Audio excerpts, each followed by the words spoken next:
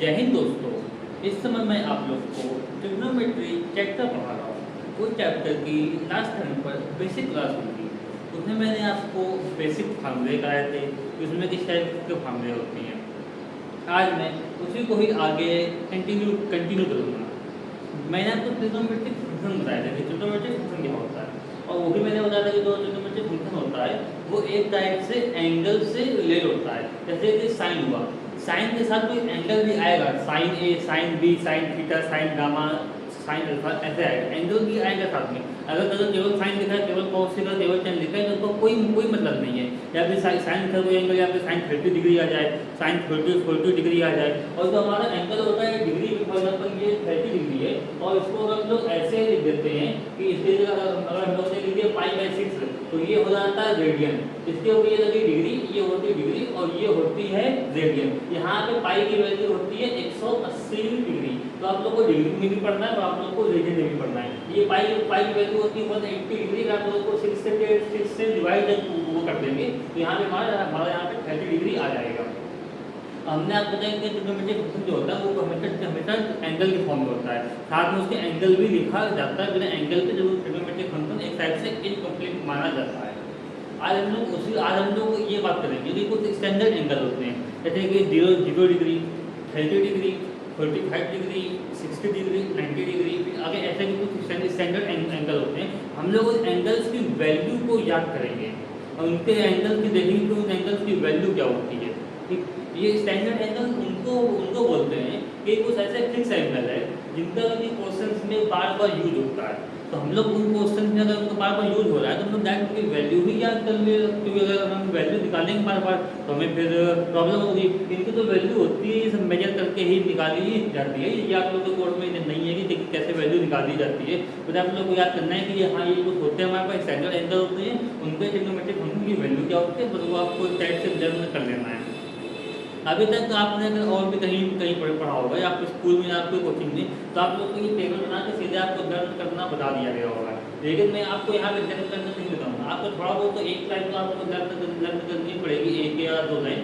उसके बाद मैं आपको फार्मूले की हेल्प से निकालना सिखा दूँगा, और आप उस फार्मूले की हेल्प से 2-3 सेकंड, मतलब कि 4-5 सेकंड में ही आप लोग आराम से इजीली निकाल लेंगे। क्योंकि अगर आप बोलेंगे आपको पूरी टेबल लर्न करनी है तो आप लोग ये हेल्प समझेंगे सर ये पूरी टेबल कैसे याद करें, ये टेबल तो बहुत ही लंबी है, इसको याद करना तो बहुत ही ज़्यादा मुश्किल है।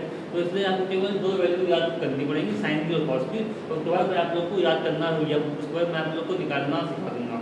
और आप लोग को अभी इसको एक काम करिएगा, जब रात हो जाए तो इसको आप 2-3 बार बस केवल रिपीट कर लीजिएगा। और जब आप लोग अपने बुक से क्वेश्चन लगाएंगे तो क्वेश्चन में आप लोग को ये वैल्यू पुट करनी पड़ेगी, और वैल्यू पुट करते करते आपको खुद ही धीरे धीरे याद हो जाएगी। मैथ्स में और फिजिक्स में जो भी आप लोग फार्मूले पढ़ते हैं उनकी खास बात ये होती है कि जब आप लोग उन फार्मूले को बेस से प्रॉब्लम सॉल्व करेंगे तो आप लोग वो फार्मूले को अप्लाई करेंगे। जब फार्मूले को अप्लाई करेंगे इतनी ज़्यादा आप लोग फार्मूले को आपने अप्लाई किया या फिर प्रॉब्लम सॉल्व किया तो अपने आप ही आपको फार्मूला धीरे धीरे लग होता जाएगा। आइए देखते हैं कि स्टैंडर्ड की वैल्यू क्या होती है।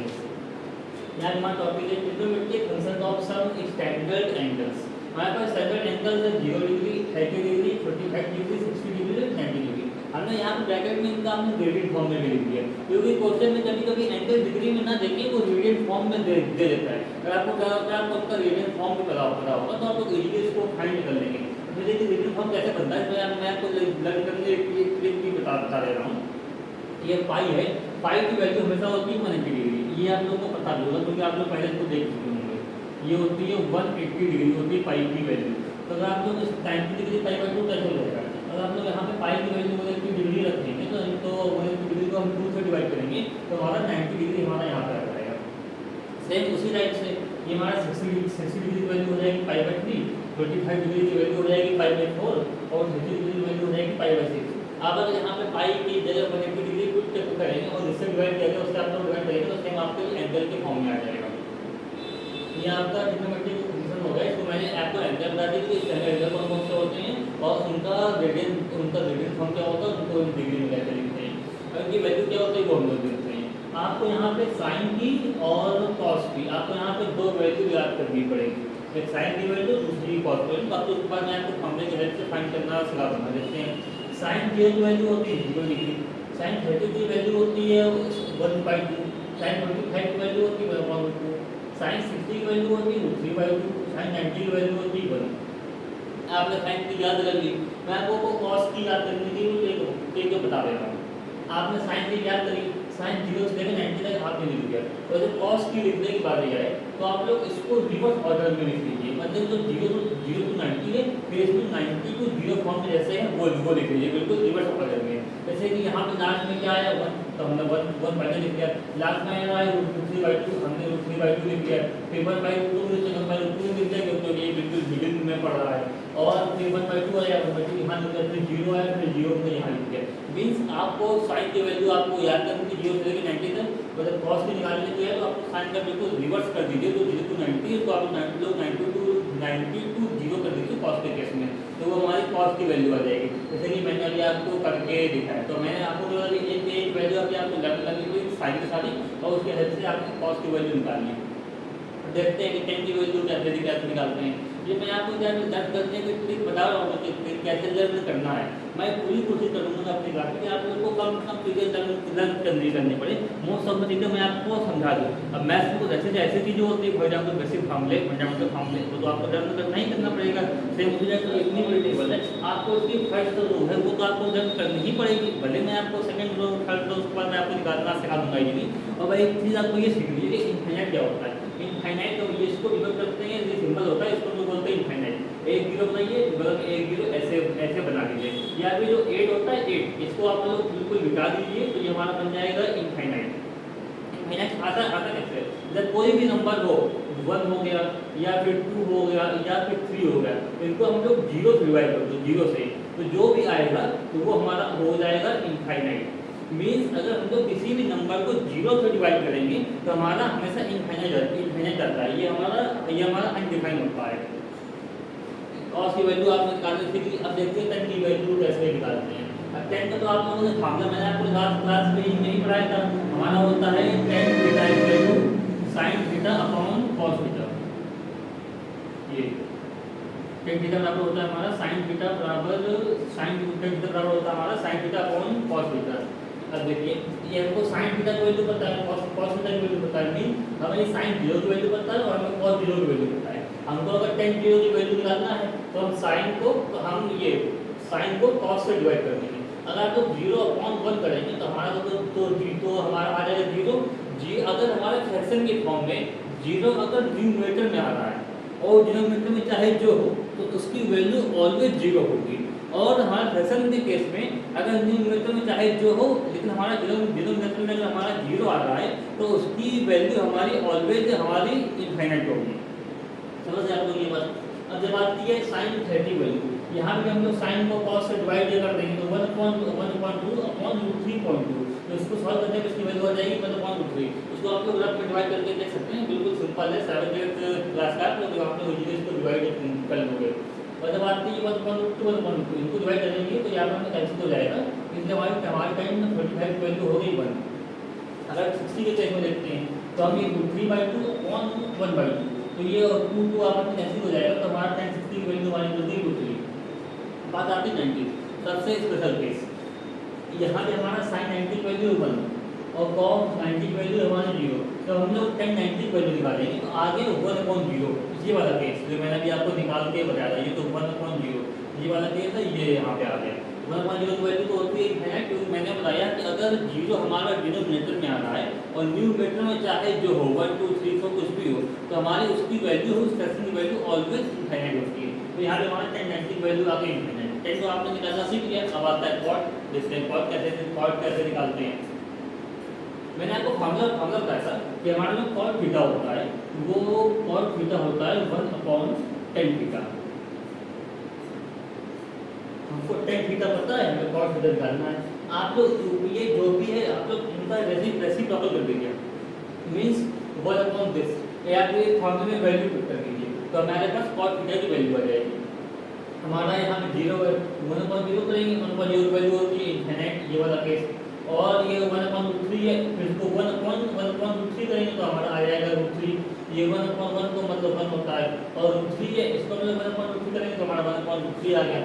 अब बात आती है इनफाइनाइट। अगर 1 इनफाइनाइट करेंगे तब क्या होगा, ये मैंने बताया कि अगर आप लोग किसी भी फ्रैक्शन है, आपके पास अगर कोई भी फ्रैक्शन है उसको आप लोग 0 से डिवाइड कर रहे हैं तो हमारे पास आता है इनफाइनाइट। लेकिन अगर हमारे पास कोई फ्रैक्शन है उसको आप लोग इनफाइनाइट से डिवाइड करेंगे तो तब क्या आएगा, तो उस केस में हमारे पास आता है 0। आप लोग अभी इसको लर्न कर लीजिए, फिर मैं आपको समय के साथ समझा भी दूँगा ऐसा क्यों होता है।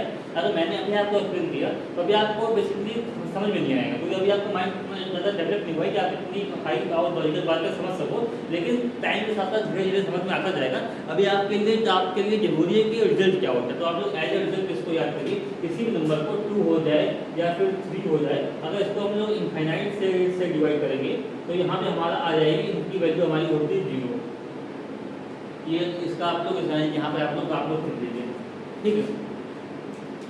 तो यहाँ पे आता है हमारा 1 अपॉन इनफाइनाइट, 1090 का रेसिप्रोकल होगा 1 अपॉन इनफाइनाइट, और 1 अपॉन इनफाइनाइट की वैल्यू होगी 0, तो यहाँ पे हमारा आगे 0। सेम उसी टाइप से अब निकालना सेक थीटा। मैंने आपको ये चार निकाल के सिखा दी है, ठीक है। अब आप लोग ये कुछ भी कर सकते हो निकालना। सेक थीटा आता है, सेक थीटा होता है 1 upon cos theta, means cos theta का रेसिप्रोकल होता है। तो कॉस की जितनी वैल्यू है आप लोग इसका रेसिप्रोकल कर दीजिए या फिर इसका उल्टा कर दीजिए, तो हमारा यहाँ पे सेक थीटा की वैल्यू आ जाएगी। और सेम जो होता है कॉसेक थीटा, तो कॉसेक थीटा जब आपको निकालना है तो आप कॉसेक थीटा बराबर होता है 1 अपॉन साइन थीटा। तो आप लोग साइन थीटा की जितनी वैल्यू आप लोग उनका रेसिप्रोकल कर दीजिए, तो हमारा यहाँ पे आ जाएगा कॉसेक थीटा। आप लोग देखिए यहाँ पे हमारा साइन थीटा की वैल्यू 0 हो जाएगी, तो 1.0 करेंगे तो हो जाएगा इनफाइनाइट। यहाँ पर हमने लिख दिया। ये मैंने आपको पूरी टेबल फॉर्मूले की हेल्प से कैसे फाइंड करते हैं वो मैंने आपको निकालना सिखाते हैं। आपको लोगों को साइन थीटा की जितनी वैल्यू होती है 0 से लेकर 90 तक, तो आपको वो याद करनी है। उसके बाद आप इस टेबल की सभी वैल्यू इजीली फाइंड कर लोगे बड़े आराम से, आपको उसमें कोई भी प्रॉब्लम नहीं होगी फाइंड करने में, क्योंकि और मुश्किल से आपको 4 या 5 सेकंड में वो लग रहा है, तो आप लोग इजीली फाइंड कर लोगे। और मैंने आपको अच्छे से निकालना भी सिखा दिया। अब देखते हैं कि इस टेबल पर बेस्ड क्वेश्चन कैसे पूछे जाते हैं। ये जो मैंने आपको टेबल कराई है ना, ये टेबल का यूज़ बहुत ज़्यादा है।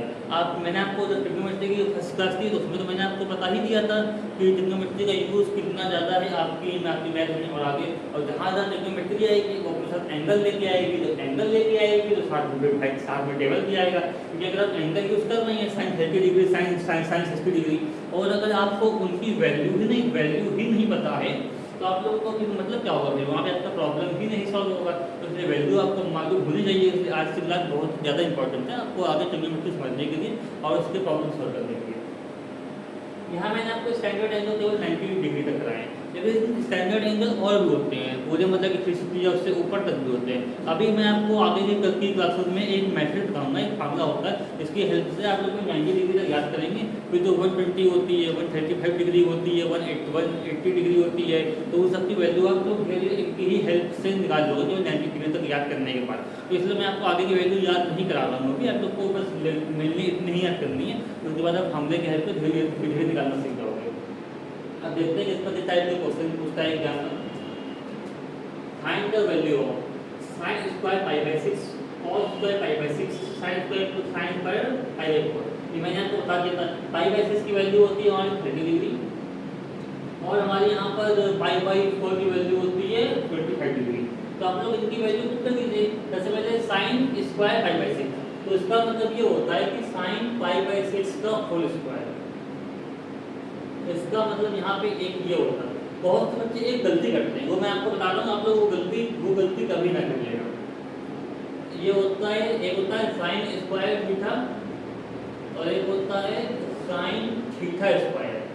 ये दोनों कभी भी आपस में इक्वल नहीं है, इन दोनों का मतलब अलग है। अगर साइन स्क्वायर थीटा है तो इसका मतलब हो गया यहाँ पे साइन थीटा का होल स्क्वायर। लेकिन अगर साइन थीटा स्क्वायर है तो इसका मतलब ये है कि थीटा एक एंगल है और हम लोग उस एंगल का स्क्वायर कर रहे हैं बस। साइन थीटा स्क्वायर का मतलब कि हम साइन का स्क्वायर नहीं कर रहे, साइन का स्क्वायर का मतलब ही नहीं है। एक एंगल थीटा है, हम बस उस एंगल का ही स्क्वायर कर रहे हैं, बाकी हमें कोई मतलब नहीं है। और अगर साइन स्क्वायर थीटा है तो उसका मतलब साइन थीटा की जो भी वैल्यू आएगी हम उसका स्क्वायर कर रहे हैं। इन दोनों की मीनिंग टोटली डिफर होती है, कभी भी सेम नहीं होती है। तो आप लोग गलती से सेम ना कर दीजिएगा, नहीं तो आपका क्वेश्चन वहीं पर रॉन्ग हो जाएगा। ये बहुत ही माइनर मिस्टेक होती है, बहुत से स्टूडेंट इसको कर लेते हैं और बहुत से स्टूडेंट को इसमें फर्क भी नहीं पता होता है। मैं आपको एग्जाम्पल देकर समझाता हूँ। जैसे कि हमारे पास आ गया साइन स्क्वायर पाई बाई 4, ठीक, और हमारे पास ये आ गया साइन स्क्वायर, या फिर आप लोग इसको ऐसे कर लीजिए, एक मिनट वेट करिए मैं बता रहा हूँ आपको।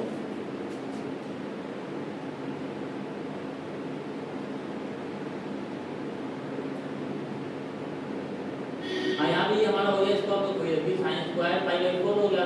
तो इसका मतलब ये हुआ कि यहाँ पे हमको ये करना है कि साइन पाई बाई 4 की वैल्यू रखेंगे 1 और उसका कर देंगे स्क्वायर। तो 1 का साइन पाई बाई 4 की वैल्यू होती है हमारे यहाँ पे 1/√2 ऊपर नहीं होती है, तो हमने यहाँ पर 1/√2 रखा और उसका पूरा ये कर दिया स्क्वायर। तो हमारा जो आएगा वो होगा हमारे यहाँ पे 1/2। तो इसका मतलब यहाँ पर ये होगा साइन स्क्वायर पाई बाई 4 का। और अगर हमारे यहाँ पे होगा कि साइन पाई बाई 4 का स्क्वायर, तो हमको ये इसका मतलब ये हुआ कि ये जो पूरा एंगल है, ये पूरे एंगल का स्क्वायर हो रहा है, ये पूरे का स्क्वायर नहीं हो रहा है। इसका मतलब यहाँ पे केवल ये हुआ। अब अपने हम क्वेश्चन करते हैं, ये क्वेश्चन ये क्या बोल रहा है, sine pi by 6 sine square pi by 6 मतलब साइन पाई बाई 6 की जो वैल्यू होगी वो हम लोग पुट कर देंगे और उसका फिर हम लोग स्क्वायर कर देंगे। टेबल में देखते हैं साइन पाई बाई 6 की वैल्यू हमारी होती है 1/2, तो हमने 1/2 लिख के स्क्वायर कर दिया। सेम उसी तरह से cos पाई बाई 6 की वैल्यू होती है √3/2, उसका स्क्वायर कर दिया। साइन पाई बाई 4 की वैल्यू होती है हमारी 1/√2, तो हमने 1/√2 रख के हमने यहाँ स्क्वायर कर दिया और इनको फिर स्क्वायर करके इनको फिर हमने इधर को सॉल्व कर दिया और एलसीएम दे दिया। तो हमारे पास हमारा आगे यहाँ पे हमारा आ गया 3/2, तो ये हमारा आंसर हो गया। और सेम उसी टाइप से ये हमारे पास दूसरा भी क्वेश्चन है। यहाँ भी मतलब कि दूसरा क्वेश्चन हमारा ये है कि cos square pi by 2 plus sine square pi by 3 minus tan square pi by 4। तो अगर आपने ये समझा होगा तो सेम आप लोग ये भी समझ जाएंगे, ये बिल्कुल सेम होता है क्वेश्चन। तो आप लोग इनकी वैल्यू पुट कर लीजिए, तो या का आंसर हो जाएगा, बिल्कुल सेम है। अगर आपको हमारा वीडियो पसंद आया तो आप लोग लाइक शेयर सब्सक्राइब जरूर करिएगा। मिलते हैं नेक्स्ट वीडियो में, धन्यवाद।